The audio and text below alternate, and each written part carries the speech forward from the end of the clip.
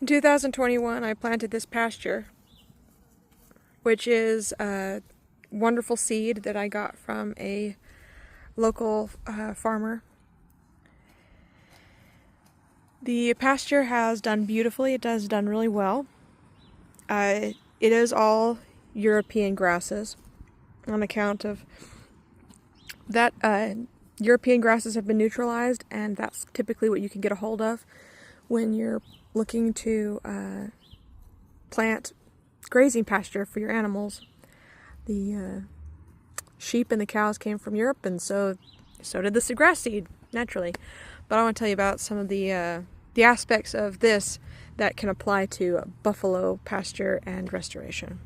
So first thing, I'm going to lead you down here to this is the fence line from here to there.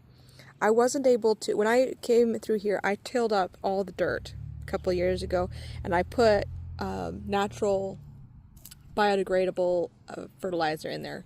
I used leaves and old leaves from the yard and the trees and things, and I also used straw so that it became a biologically feasible landscape for this grass to take root in. But I couldn't till up right here, the fence line, because it was too close to the fence. So instead, what I did is when I brought Puzzle and Ori out here to eat hay before the grass grows in, I laid it here on this fence line. And this did a good thing for the dirt, because it created this waste that they left over becomes a elemental guard for the soil and the microbes. So as it breaks down, it is putting nourishment back into the soil, and it doesn't just break down. The microbes in the soil eat it. They break it down. And when they break it down, it becomes nourishment, and the soil becomes viable for these guys, this living grass. Okay? So as it broke down, the soil became better, and the grass has now been able to grow. And so now you have over here all this grass growing in on this fence line. It's all good stuff. So over here we have a different scenario. First of all, you see on the side of the pasture, everything's really low. You can see Puzzle and Ori's hooves, which means it is shorter than 2 inches over here. They're not supposed to be grazing this yet, but we're only out here for a few minutes. It takes these European grasses quite a long time to bounce back after being grazed down this low. So I don't expect too much from this part of the pasture. On this side of the pasture, we have a different experiment going, where I left this really long. Puzzle and Ori didn't graze over here a lot because I wasn't over here a lot. So we have the grass that has grown up, and then it has fallen and collapsed on the dirt. Okay? So I left it long to see what the grass would do, how it would bounce back and recover from this. And what you can see is that it's really dense, really thick. It is super protecting the soil. However, it's also got these air channels so that it's not suffocating the soil. I don't know what it's going to do yet. I hope that it comes in. You can see a little bit of the green coming through. I hope that it comes in just as strong as it was doing last year, but I don't know yet. I anticipate that'll be a bit of that looks like orchard grass. All right. I don't know what it's going to do yet, but I'm anxious to see. I want to see what it does over here in this patch. Okay? And then over here on this patch, this is where I harvested my first hay from this patch here. You can see where I cut it last year and how it's going to grow in. Now, what I did notice as an effect of when I cut it was you can see the space between the clusters of the grass. and the dirt was here. It was left unprotected from the elements, and there was a drying out and cracking of the earth right here. Where it wasn't dried out, you can see the dead grass covering these areas. It's still moist down there. So that's protected. So, basically seeing from all these different areas is I want to see how the grass responds to the different kind of disturbance that I've given it. I've given it some, I cut this area here, I left that area over there along, I placed hay down and protections over there, and that over there is doing well, I can already see it. And then of course I've just let Puzzle and Ori do their thing on this side of the pasture to see how the grass responds to all of this different disturbance. Now, this is key, disturbance is key. Alright, so moving on from the area that I just, that I grazed last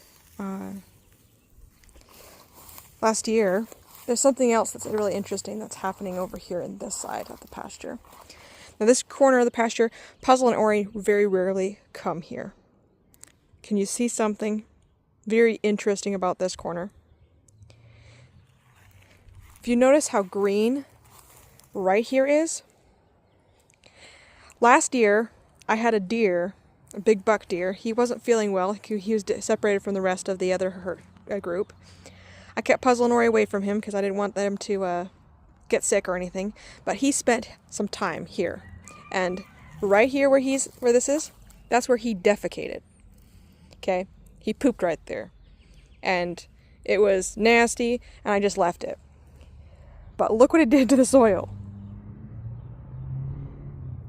This here, this corner, was too dry for my grasses to really live here. Okay, I had some helpers. You can see some of this dandelion here. There's also, don't see it right now, but it's kind of comes in a little bit later. But the clovers were coming in this area to heal this and make it moisture and more viable to the grasses. So the grasses come over here. And I did see the grasses spreading in this direction. But it was very slow, and it was happening over the course of years. So right there in the middle of it is a dandelion. That is fantastic. But this is a different kind of disturbance. So you can see these 4 different kinds of disturbance. You have me laying down hay. You have me leaving the hay to fall on itself, for the standing grass to fall on itself. You have the deer defecating, and you have the sheep grazing that side of the pasture, right? So you have all this different kind of disturbance, and you can see that the grass has responded to this different disturbance differently, just within my little pasture, my little spot of earth that I've been experimenting with. Okay? You can see over the last couple of years how all of this different kind of disturbance has healed, improved, and changed this pasture. Okay? Disturbance is key. It's very key. And that's what the buffalo do. Their behavior disturbs the landscape in just the right way that the native grasses need to survive.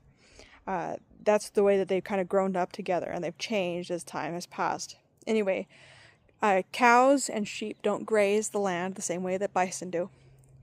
They have a different style, and that style doesn't necessarily flow with the native grasses.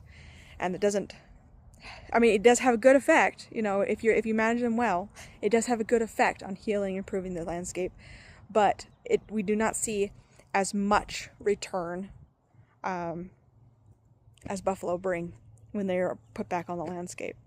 They change it, and they improve it, and they make it better, and everything that was here before, all the plants that grew to love what the buffalo do, they respond to it when the buffalo are brought back. So that's pretty interesting to me. And I learned by doing, so having being able to see this for myself and see what has happened just in the last couple of years. And it does take years. This takes a lot of patience to bring about these kinds of the results, because the grass only has one season and then it goes dormant. But every year adds to the improvement of its health and how it continues, you know. So very interesting stuff. I'd like to share it to you.